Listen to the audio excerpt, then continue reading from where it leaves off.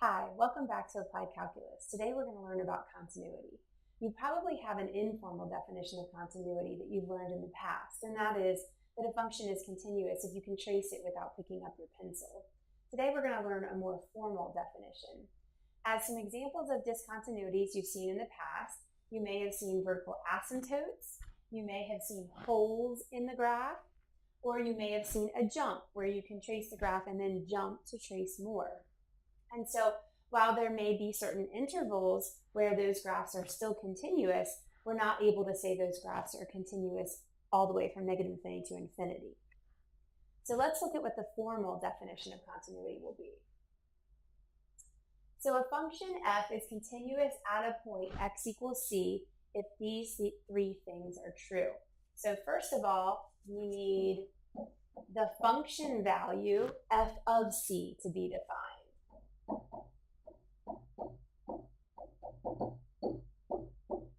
Secondly, we need the limit as x approaches c of the function to be defined.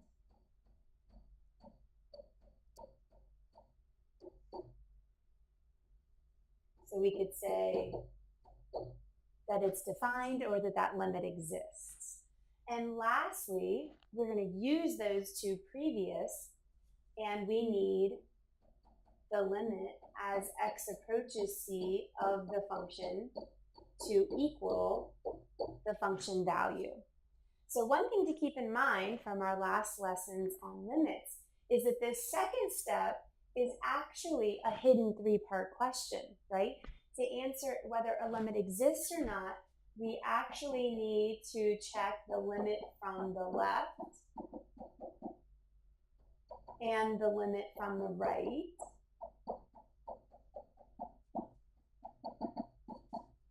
And make sure they exist. And then we need to make sure those two equal to each other.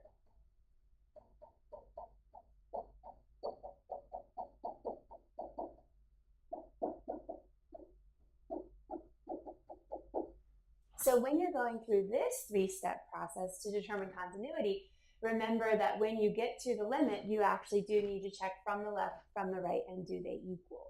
So there's that hidden three-part problem inside of the checking of continuity. So then that was continuity at a single point. Well, how do you determine continuity on an entire interval? Well, you literally check every single point in the interval, although there's infinitely many points in many of the intervals we consider. So we don't really want to do that necessarily point by point. But a function is continuous on the open interval if it's continuous at every point in that interval. So instead, we're going to look the other way and say, is there any places that we're worried about, and check their continuity, and then see if we can say that the whole interval is continuous. If it's not continuous on that whole interval, you would say that it's discontinuous.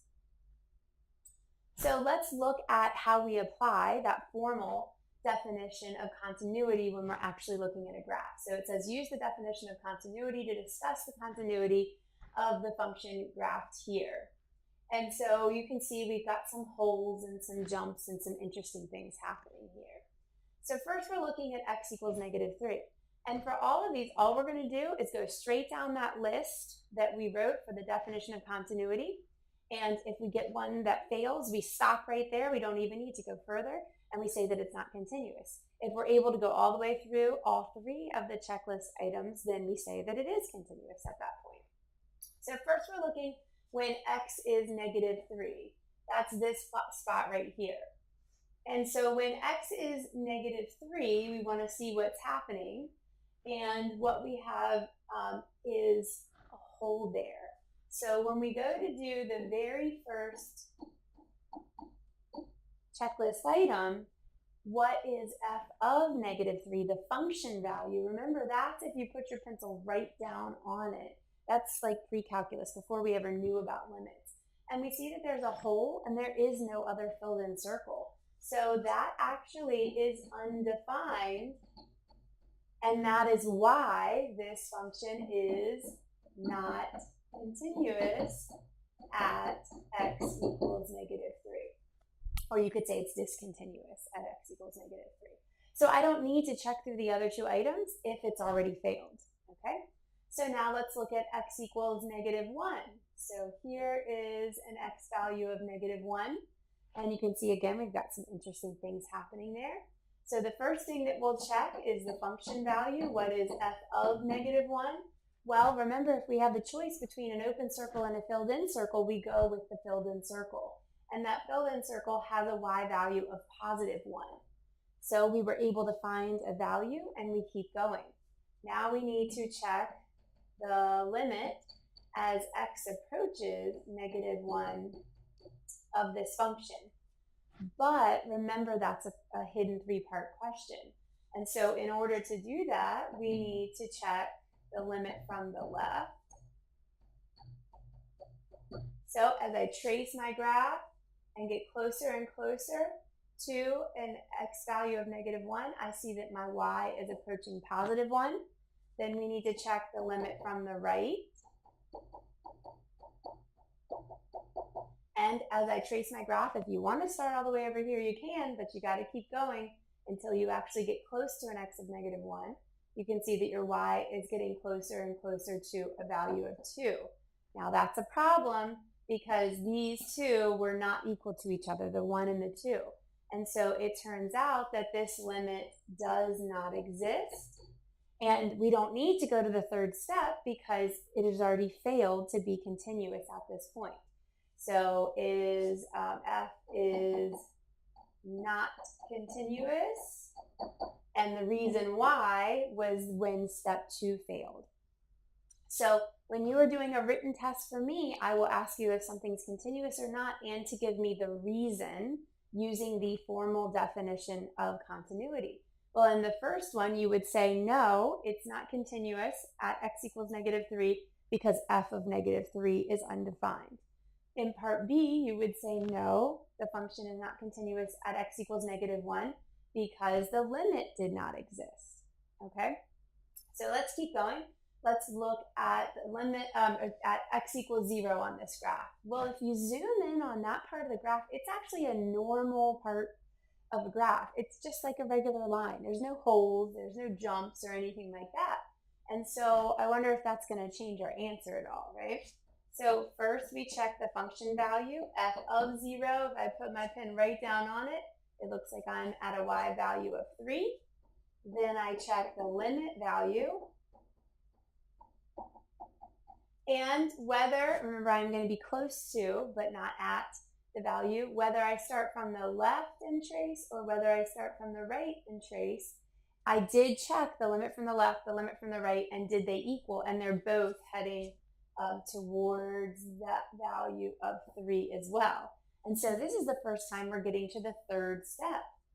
And the third step is you check the function value to make sure it existed, you check the limited value to make sure it existed, and were they equal? And in fact, they were. So f of 0 equaled the limit as x approaches 0 of the function. And so this time we get to say, yes, it is continuous. So f is continuous at x equals 0. Okay, and so what I say in my directions is if it's not continuous, tell me why. Because if it is continuous, I know you've already checked all 3 of these things and they all checked out. So you don't need to tell me all 3 of these things again. Okay, now let's look at x equals 2. Here is x equals 2 on the graph. And you can see again, there's something kind of weird going on here. So for the function value, we have to go with the filled in circle. And that looks like that's at 3. For the limit value, we are tracing close to, but not at, that x value of 2. And whether you come from the left or from the right, in both cases you are heading towards a y of 5. So again, if you need to show the steps like we did back here, of checking the left and the right and then seeing if they're equal, you can do that. And so I did that and noticed they were both heading towards 5. And so the regular limit without a superscript is 5. But the problem is that we actually got to step 3 this time, like last time. But unlike last time, these two values are not the same. So f of 2 does not equal the limit as x approaches 2 of the function. And so that is going to be, because we got 3 and 5, right? We got different values. So that is going to be the reason that f is not continuous at x equals 2. So when I ask you why, you don't need to name the ones that were okay. You would say the reason that it's not continuous at that x value is because the limit value and the function value were not the same. Okay, and then at x equals 4, our last example, what you'll notice on your notes, you should be able to see, but it might be hard to see here, these were both open circles. And so when we go to check the function value, unlike when x was -1, where 1 was an open circle, but I still had a full filled-in circle to go to, there is no filled-in circle option. So f of 4 is truly undefined. And we can stop right there because we already know it's not continuous. So we can say f is not continuous at x equals 4. And the reason you would state for me is that f of 4 is undefined. Okay, and so we're looking at another one. I just want to show you that we don't actually have to have the graph. If you look in your notes after you try the problem, you can see what the graph looks like and then confirm, but we should not be reliant on the graph because we have talked about finding limits algebraically as well. So let's go through the 3-step process here. The first step is to find g of -2. So you'll notice -2 is what I call the breaking point, the point where we change which part of the function of this piecewise function we use. And so that's where we're concerned. We'll soon learn that because each of these is polynomials, we're not really worried about continuity in their own right, but we have to see, do they end up meeting up or not? So piecewise functions could end up not meeting up and have a jump, or even though they're very different on each side, they could actually meet up and could be continuous there. So that's what we're checking. So for g of -2, remember that we need to go with the or equal to version because that's the part of the function we use if x is exactly -2, which is what a function value means. So for g of -2, we're going to use the x minus 1 part of the graph. Again, I know that math is very easy, but show me that you plugged in so I know which part of the function you plugged into. Right, so we use x minus 1 there and replace our -2, and we get -3, okay? Then for the limit, this is going to take a little bit more work. And again, I've made it so you can check your graph at the end in your filled in notes, but you should not need a graph to answer this question. So in order to answer the limit as x approaches -2 of g, I actually have to check from the left, from the right, and see if they equal. So let's check the limit as x approaches -2 from the left. And we've done something like this in our limits notes. So I need to decide which part of the function to use. If we're coming from the left of -2, then we are less than -2. And we are actually taking the limit using the x minus 1 part of the function. Once we've done that, that's what the negative superscript told us to do. And then after that point, we don't need, the negative won't affect what we do. We just replace x with -2. So we get -2 minus 1, which is -3. Now we need to check the limit from the right. If I'm to the right of -2, I am greater than -2 on a number line. And so I'm actually using the x plus 3 part of the function. Once I do that, this plus does not affect anything about plugging in the number. We are plugging in -2. It simply told me that that's the part of the function I'm using. So -2 plus 3 is 1. Because these two were not equal to each other, then it turns out that this limit does not exist. So the regular limit without a superscript, meaning you've checked from both sides, ends up not existing. And you would say that G is not continuous at x equals -2 because the limit as x approached -2 of g of x did not exist. And then you stop. You don't need to check the third step because it already isn't continuous. If you're able to get through all 3 steps and they all pan out, then it would be continuous at that point. So whether we're given a graph, like in example 1, or whether we're given the statement of a piecewise function here, we do have the skills in order to go through the 3-step process of determining if it's continuous there or not. And so rather than having to check every single point of every single function, which sounds a bit tedious / impossible, we actually have some theorems here that let us say that whole families of functions are going to be continuous, so we don't have to do as much. So one of our properties says if 2 functions are continuous, then if you add them, subtract them, multiply, or divide them, they are still continuous, but of course we always have the caveat with division that you can't divide by 0, so we have to think about that. So some whole groups or families of functions that we will now know are continuous include a constant function. Well, that's just a line, like y equals 3. That's a horizontal line. Any x to a power, so like y equals x squared, y equals x cubed. Why? Because they're polynomial functions. So these are actually just special cases of the next one, which is a polynomial function. So a polynomial is continuous for the whole number line.